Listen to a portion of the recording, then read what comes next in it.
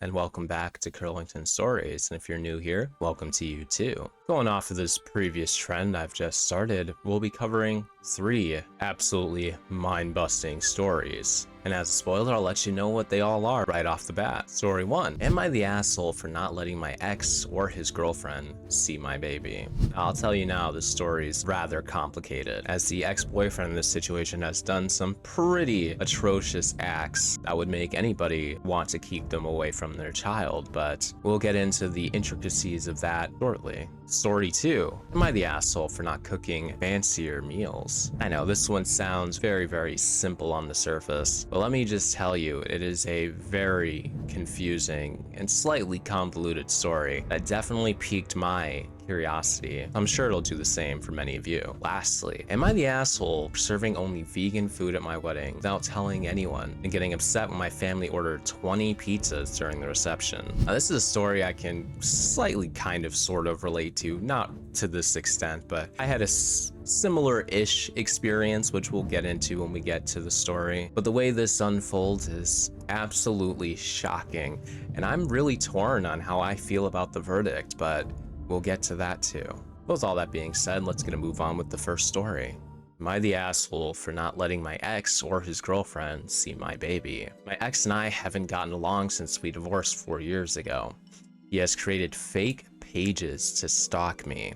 Alright, Joe from you. Called CPS on me, attempted to get my now husband to leave before we ever got married, and put our child at risk. The list goes on, but I won't name everything. His girlfriend has been around since before we got divorced. Before anyone asks, yes, they did have an affair. Uh-oh, things aren't looking too hot for the ex-boyfriend here. Well, I guess ex-husband, they were married. Fast forward to now. Our child is in 2nd grade and spends time with their dad and his girlfriend during breaks. I recently got remarried and had a new baby. I don't want my baby around my ex and his girlfriend or to even see them for obvious reasons. My child has asked their dad if he wanted to see the baby, and he said something along the lines of, I wouldn't mind. I said no, and that their dad don't need to see the baby, and left it at that. Here's where I might be the asshole. My child video chats with their dad or his girlfriend sometimes. Recently, I told them that if they're holding the baby, they need to turn the camera off because their dad and his girlfriend don't need to see the baby. My child told the girlfriend this, and the girlfriend said, isn't that rude? So am I the asshole for not wanting them to see my baby at all? They have both attempted to make my life difficult on multiple occasions, and I don't want them to have anything to do with my baby at all. I barely like them having anything to do with my oldest child due to several incidents, but that's their father. Well, there's more to see. Obviously, there's some edits here, but I do want to chime in now that the big question has been asked, and ultimately on the surface, I will say no. I mean, like I said, they didn't go into great detail on, how shitty of a person the dad is here, but I think it's fair. I mean, especially since the new child isn't his. Why would you, want them to see your child that isn't theirs? That just makes a whole lot of sense, especially if you don't particularly like this person or the girlfriend. Yeah, and they also have no right to it either. So no, I wouldn't say you're an asshole at all. It's pretty clear, cut and dry who that title belongs to. So edit number 1, there was an order granted to me in court for my protection with regard to this ex, so I'm just trying to protect the baby, my older child as well. Edit number 2, I never badmouthed the oldest dad to them or around them. I simply said that they didn't need to see the baby right now and did not elaborate further. The oldest does have an excellent relationship with the baby and helps out a lot. I've done my best to keep them out of the toxicity even when this ex has not. My biggest concern is my baby being shown to by other people, by ex via screenshot or somehow involved in anything unnecessary. Hubby feels the same way as he has been dragged into things by this ex before. The older child has also been told things by this ex that are completely inappropriate to be discussing with a child. I'm doing my best to protect both my children. Also, the oldest loves my new hubby and they have an amazing relationship. Oldest has gone with hubby to do things alone, and oldest always hugs him and gets upset anytime he has to go anywhere, including to work. Edit number 3, I do agree that I should just remove the baby from the area during these calls. That's not me allowing my eldest to hold the baby or watch the baby during these calls, and I can do better moving forward and just let my oldest know that I want them to focus on their conversation with their dad, and I'll keep the baby with me until they're done talking. I feel like with this one, there's not a whole lot to talk about regarding like the verdict, because obviously this person seems extremely sensible and they're just trying to protect their kids from a toxic relationship, you know, the ex and the new girlfriend that he has. And that is a brilliant thing to do. But what I do want to say is, this is such a commendable thing, because there are people who allow their toxic ex-partners or even toxic partners to do serious harm to their children. And this person isn't having that. And that is a wonderful, awesome thing. And I'm really, really glad and happy to see that. So if anything, I just want to, you know, praise the original poster for being bold, being confident, and keeping the important things at the forefront of their decision making, which not everybody can do. So it is a commendable, awesome, wonderful thing. It'd honestly be great if she could somehow find a way to just completely kick this ex-husband out of her life entirely, but that might be a little bit more difficult to accomplish. But this is many, many, many steps in the correct direction. Now, of course, you know, some people do agree and some people also disagree. So we're going to read some of these comments who kind of showcases their disagreement with the original poster. Your ex and his affair partner suck for obvious reasons. Affair, the false reports, and other issues leading to a protection order. They sound unhinged. But you suck a bit here too, putting your daughter in the middle of this. Making a second grader responsible for the privacy, safety of an infant is not acceptable, especially when the person you want her to safeguard the baby from is her own father. If she's as into hanging out with the baby as it seems, and enjoys talking to her dad, then she probably wants to share the joy she gets from her sibling. That's not to say that you should facilitate it or expose your younger child to your abusive ex/his girlfriend. You have the absolute right to keep your baby away from them, but you just can't put your young child in the position of enforcing your boundaries for you, especially if they might be opposite to what she wants. They aren't her boundaries, and he is her father. She can't run defense against him, especially not on your behalf. It's not healthy for her. What if he asks to see the baby? Now she's in the position of choosing which parent to defy. What if she forgets? Does she get punished and then learn that she can't speak freely to her parents and has to go out of her way to hide certain parts of her life? What you need to do is remove the baby from the area before you set up her FaceTime calls with her dad, or if she has her own device, she needs to let you know before she calls. She shouldn't be responsible for the baby so often that this is an issue to do. If she is, then there's other bigger concerns to address. You can even frame it as making sure she's fully present for phone calls and that their time spent talking is good quality conversations together. So yeah, I mean, this person had a very, very, very reasonable take. It is an odd thing to put that responsibility on a literal child to protect your baby. I don't know if they just didn't really think about it that far, but I think that's the reason for the edit. Like, she probably read that comment and was like, you know what, that person's right, and included it in that like last edit there. So it's good to see people actually learn some things from Reddit advice. You know, a lot of times Reddit advice is pretty garbage, but there's also a good amount of times where it's actually helpful and it is useful, and this is one of those occasions, and it seems like that person has learned and grown from it and is doing better. So I'm happy to see that as well. Anyway, let's move on. Like I said before, this one's kind of a doozy. It's a weird one, but I won't spoil nothing. Let's just get right into it. Am I the asshole for not cooking fancier meals? I'm the only one who cooks in our house.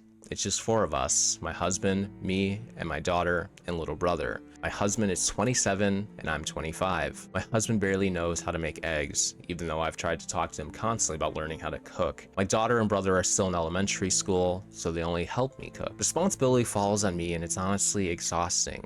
So I just set up a system in my head. It's easy for breakfast. It's just something with eggs or cereal. Lunch is some sort of sandwich, burger, or leftovers. Dinner is the meal I usually plan, but I have like 10 dishes I repeat. Sometimes I'll go off, especially Sunday, but generally I stay because it's easier for me mentally. Well, one day I made just pasta Alfredo with chicken. As we were eating, my husband mentions that it would be nice if I made fancier dishes. Whatever that means. I asked him what he meant, and he explained he wants me to change things up, add some more meat dishes and variety. Next time, we went out shopping and I was putting ingredients I don't usually buy into the cart. As the ingredients started piling up, my husband was getting all puffy and upset. We got to the meat aisle and I started picking out beef, and that's when my husband lost it and started taking things out of the cart, saying, "We can't afford my fancy living."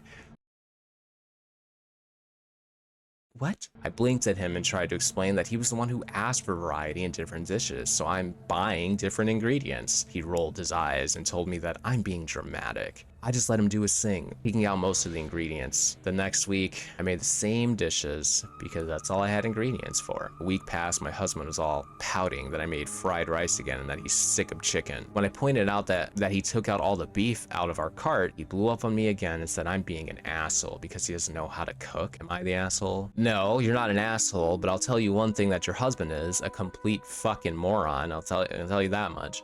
I mean, how could you possibly expect somebody to adhere to your requests when you don't allow them to access the resources to adhere to said requests? Like if you tell a construction team, hey guys, I need this building built, you know, I need you guys to build this building for me, and then you like don't give them any equipment to build said building, and you come back a week later and nothing's been built and you're mad, like how does that make any sense? It's just not how that works. Like, would you want them to build it with hopes and dreams? It doesn't work like that, Skippy. Come on, try better. So what did he expect? That's the perplexing question. What was the expectation? If anybody has an answer to that or an idea, please feel free to comment that. I'm very curious. What could he have possibly have been thinking the solution was gonna be? Like, oh, I'm sick of chicken, I'm sick of fried rice. Like, what did you want her to do? Start cooking risotto? Like, what did you expect? For her to somehow magically turn the ingredients that you did have into other things, put it into some kind of converter, like put the chicken in the oven and it comes out as a beef Wellington. It just doesn't work that way. You gotta have the ingredients to make what you want to make. I don't even know, like, how do you even fathom this? Like, to be upset about this when you requested it, but then you denied giving her the access to do what you wanted her to do. What the fuck? But yeah, what a perplexing story. I mean, this guy is a lunatic.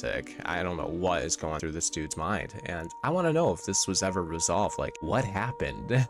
It's shocking to say the least. Once again, I'll read a couple of the comments before we move on. Not the asshole. I would stop cooking for his grace, the Duke of minimum effort, for a while, possibly forever. Just feed yourself and your kids. Your foods aren't good enough, or Sir requireth all. Sir requireth all. So why bother? Reginald Expectington III. You know, that's actually Reginald Expectington III is so funny because like I go by Lord Curlington III on like Discord and stuff. Also, I mean, you're watching Curlington stories, but what you didn't know is that, you know, I also have the third part. Usually it's Curlington III, but anyway, sorry.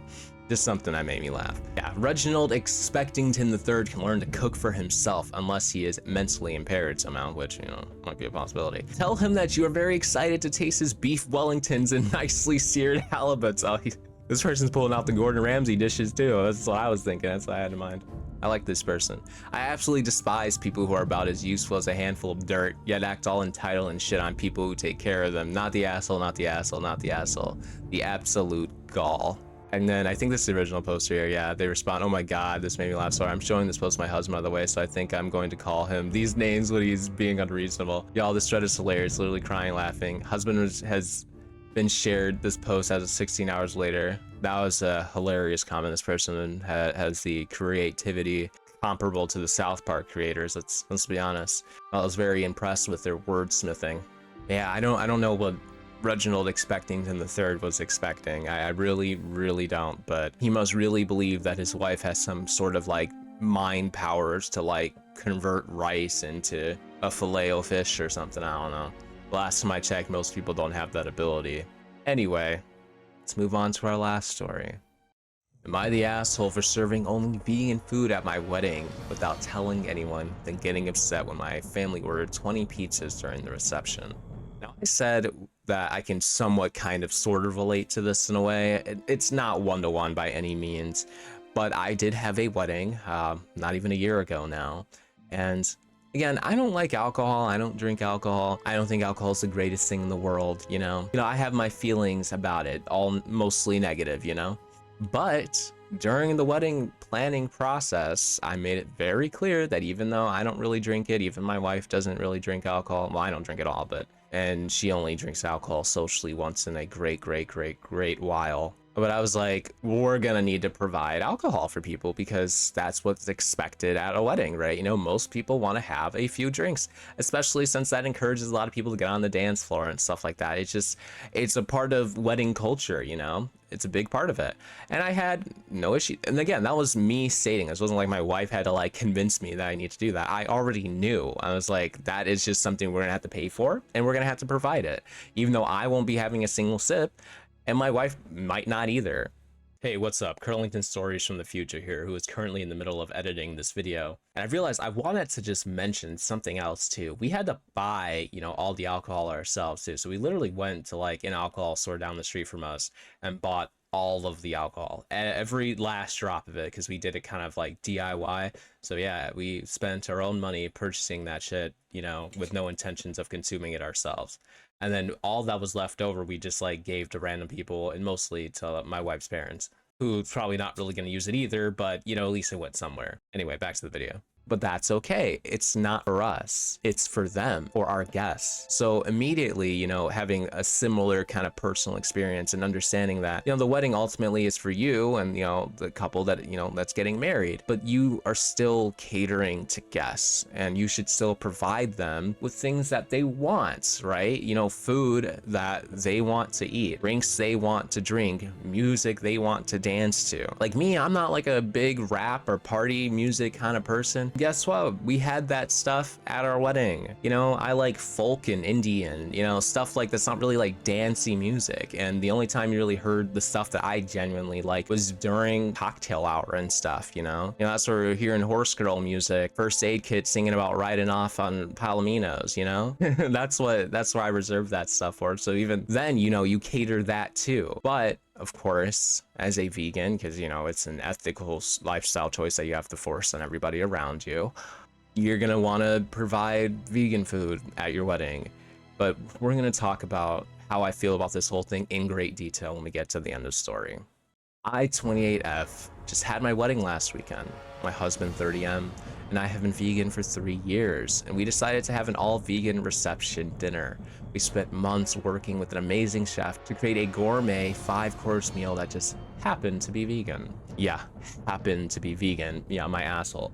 Think mushroom Wellington, truffle risotto, roasted vegetable tarts, etc. You spent nearly 15K on the food alone. Well, that was your first mistake. What a stupid thing to do. We deliberately didn't mention the food was vegan on the invitations because we wanted people to enjoy without prejudice. Every dish was designed to be delicious and satisfying, regardless of dietary preference. First off, I need to chime in here because it's really important. Some people are allergic to certain things.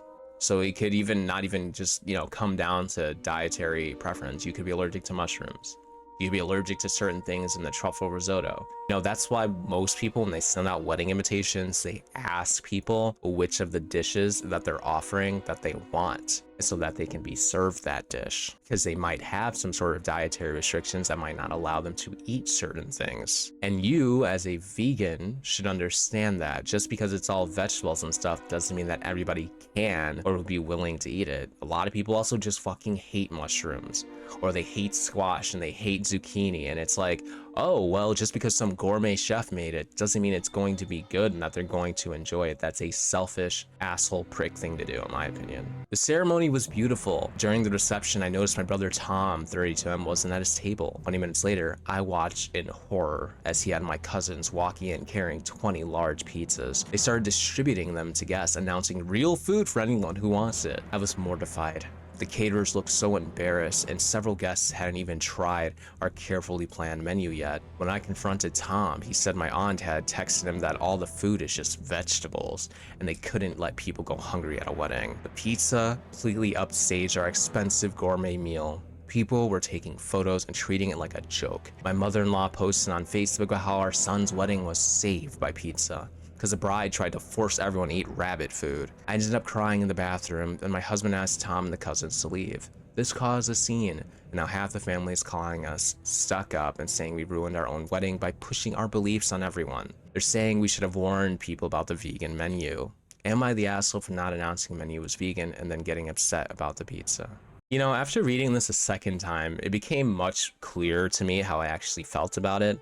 And I do want to say, I think this person's kind of an asshole because you got to think about it from a certain perspective. Like I mentioned, most people on their wedding invitations ask people, you know, from a list of choices, which one they want. And then they're typically, you know, they're served at that option. And it's for a lot of good reasons: dietary restrictions, preference, allergies, whatever. But then completely disregarding that, not even giving people an option, a choice. Not everybody wants to eat the same thing. That, like, even if it wasn't just vegan options, like say it was like, oh, everybody's just getting a, you know, medium rare steak with mashed potatoes and asparagus. Everybody's eating that. There's gonna be some people that aren't happy about it. There's gonna be like a bunch of people like, I don't eat steak. You know, I don't eat steak. Like, actually, it's a good example. Like, if I was served that, I'd be like, oh, well, I can't really eat it. And which is something that's happened before, because like, there was a point where like steak and it was like, I don't know, something else that I couldn't really eat or didn't really want. I think it was something that was like filled with cheese or something, was like one of the other options. I was like, okay, well, I guess I'm going with the steak, even though I don't really eat steak. And I was like, maybe I'll just try to eat it for this one event. And I did, and I ate like 2 pieces, and I was like, I can't do it.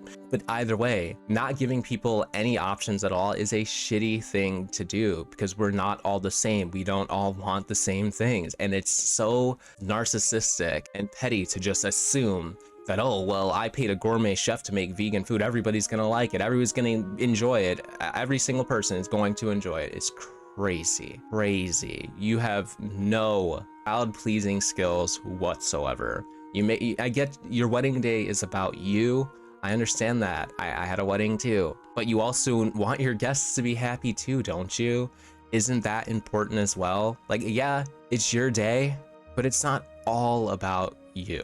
It's about your family, it's about your friends, it's about your unity, it's about all of that. And doing this sort of thing where you're effectively ruining dinner for people because of your beliefs is sad. Now, I understand to an extent, like, you're vegan, so you don't want to contribute to animal suffering. Maybe just allow people to choose what they want to eat.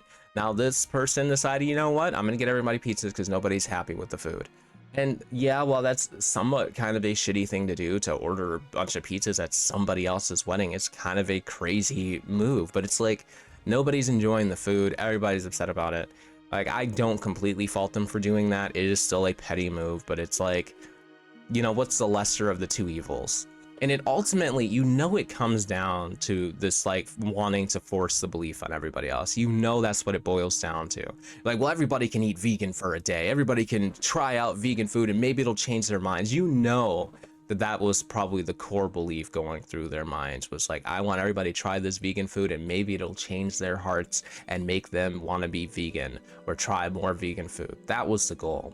And sometimes you have to make a compromise. You know, like, yeah, you're ordering the food, you're not cooking it. You're not the one in the kitchen making it. Like, if you went out with, you know, your parents or something, you wanted to take them out for a nice meal and they wanted to get a steak or something, and your original plan was to pay for it, but would you only pay for it if it was vegan? Like, that's just selfish. It's no different in this case, where it's, you're paying for other people's food, which they would eat meat or something anyway, because the truth is, after they left there, they'd probably be hungry because they don't want to eat your garbage, and then they go somewhere and they buy meat anyway. So it's like, you're not doing any less harm by not having these people cater meat. In fact, you're being more environmentally unfriendly by wasting a bunch of food. And that's pretty much what happened. I mean, they literally ordered pizzas to be delivered, which, I mean, again, if that didn't happen, they would have just gone out and got something that had some meat in it that wasn't vegan. So ultimately, it's a net negative. It doesn't make sense. The logic is completely missing here, completely lapsed. But anyway, let me know what you guys think.